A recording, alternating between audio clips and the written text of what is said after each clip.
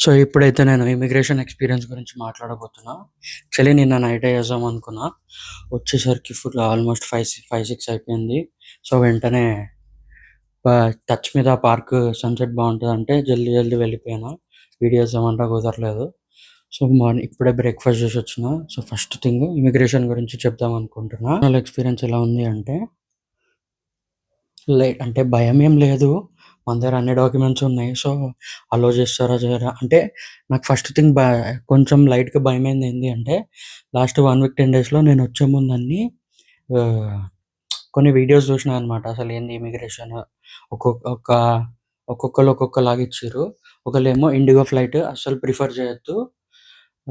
దాంట్లో అసలు అలో చేయట్లేదు. మినిమమ్ 3,000, 4,000 సారీ, మినిమమ్ అట్‌లీస్ట్ ఒక $1,000-1,500 యూఎస్‌డీ డాలర్స్ ఉంటే గాని అలౌ చేయట్లేదు. ప్లస్ షెంగన్ గాని, ఈ వీసా మీద డైరెక్ట్ ఇండిగో వాళ్ళు పంపియట్లేదు. షెంగన్ గాని, యూఎస్ఏ వీసా గాని ఉంటేనే అలౌ చేస్తున్నారు. ఇట్లాంటి వీడియోస్ చూసినా. ప్లస్ ఇంకా ఆహ్, అదంతా క్లియర్ అయిపోయినంక జార్జియా వచ్చినంక తిబ్లిసీ ఎయిర్‌పోర్ట్‌లో వాళ్ళ ఇమిగ్రేషన్ వాళ్ళు గూడా డిపోర్ట్ చేస్తున్నారు. సర్టెన్ అమౌంట్ గాని అవి ఇవి లేకపోతే అని చాలా చెప్పారు. చిన్న భయంతోని కొంచెం ఎళ్ళినా. సో, ఫస్ట్ ఎళ్ళగానే పాస్‌పోర్ట్ బో పాస్‌పోర్ట్, ఈ వీసా అడిగిండు. వీసా అడగగానే ఎన్ని డేస్ కోసం వచ్చినావు అని అడిగాడు. 7 డేస్ అని 7 డేస్ నా ట్రిప్ ఉండే. 16-23 సెప్టెంబర్ 2025. సో, 7 డేస్ చెప్పాను. అది చెప్పగానే వీసా, పాస్‌పోర్ట్ చెక్ చేశాడు. చెక్ చేయంగానే ఫస్ట్ రిటర్న్ టికెట్స్ అడిగిండు. రిటర్న్ టికెట్స్ ఇచ్చిన. రిటర్న్ టికెట్స్ చెక్ చేసి మళ్ళీ హోటల్ బుకింగ్స్ అడిగిండు. హోటల్ బుకింగ్స్ అయితే నేను అన్నీ ముందే పే చేసి వచ్చినాను. సో, నాకు ప్రాబ్లమ్ అంటే కొన్ని వీడియోస్‌లో నేను ఇది గూడా ఇన్నా. Pay at the hotel option అట్లాంటివి గూడా చూసి ఏదో సరిగ్గా అంటే pay at the hotel option తీసుకోవడం నాట్ అడ్వైజబుల్ అన్నట్టు చెప్పిర్రు. సో, నేను అదే చేసిన. టోటల్ 3 హోటల్స్ నాయి. తిబ్లిసీలో 16-19 ఒక రూమ్ ఉండే. 19, 20, 21 బటుమి ఎళ్తున్నా. ఆ 2 డేస్, ఆ 3 డేస్ బటుమిలో బుక్ చేసిన. ఇంకొకటి 21, 22, 23, 23 నా ఫ్లైట్ మళ్ళీ బ్యాక్ టు ఇండియా.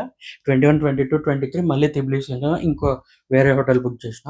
సో, ఇవన్నీ టికెట్స్, హోటల్ కన్ఫర్మేషన్ చూపియమన్నాడు. చూపిచ్చేసిన. ఇవన్నీ వెరిఫై చేస్తున్నాడు. చెక్ చేసుకుంటున్నాడు. ఇది కాంగానే ట్రావెల్ ఇన్స్యూరెన్స్, అదే మెడికల్ ఇన్స్యూరెన్స్ ఉందా అని అడిగినాడు. ఉంది అని చెప్పాను. అది తీయబోతుంటే ఏమో అవసరం లేదు, పెట్టుకో అని చెప్పి ఇంకో 2 మినిట్స్ ఏమో స్కాన్ చేసి స్టాంప్ కొట్టిచ్చేసిండు. నేనింకా అంటే అంటే స్టాంప్ ఉంటదో లేదో అనుకున్నా. పాస్‌పోర్ట్ మీద స్టాంప్ పడ్డది. So, yeah! ఇది నా ఇమిగ్రేషన్ ఎక్స్‌పీరియన్స్ ఉండే. నాకు కొంచెం చా బ ఎక్కువ అని చెప్పను గానీ ఒక 10-15% భయముండే లైట్‌గా. ఎందుకంటే ఒకటి ఇండిగో భయం చూసిన వీడియోస్‌లో. ఒకటి hotel bookings confirmation, travel insurance, itinerary అడుగుతున్నారు. అన్ని పేపర్స్ నాదైతే నేను వీసా అప్పుడు ఏమేమి సబ్మిట్ చేసినానో ప్రతి ఒక్క డాక్యుమెంట్ ప్రింట్ తెచ్చుకున్నా. ఫైనల్లీ నాకు అర్థమైన థింగ్ ఏందంటే మన దగ్గర డాక్యుమెంట్స్ గానీ అన్నీ ప్రాపర్‌గా ఉంటే ఎవ్వరికీ ఇమిగ్రేషన్ గానీ, ఏ పోలీస్‌కి గానీ ఎక్కడ భయపడాల్సిన అవసరం అస్సలంటే అస్సలు లేదు. మన దగ్గర అంత డాక్యుమెంటేషన్ ఉంటే మననెందుకు ఆపుతారు? ఏదో ఒక మిస్‌లింక్ గానీ, మిస్డ్ పేపర్స్ గానీ ఉంటేనే ఆపుతారు అనేది నాకర్థమైంది. నా దగ్గర ప్రతి ఒక్క డాక్యుమెంట్ ఉండే.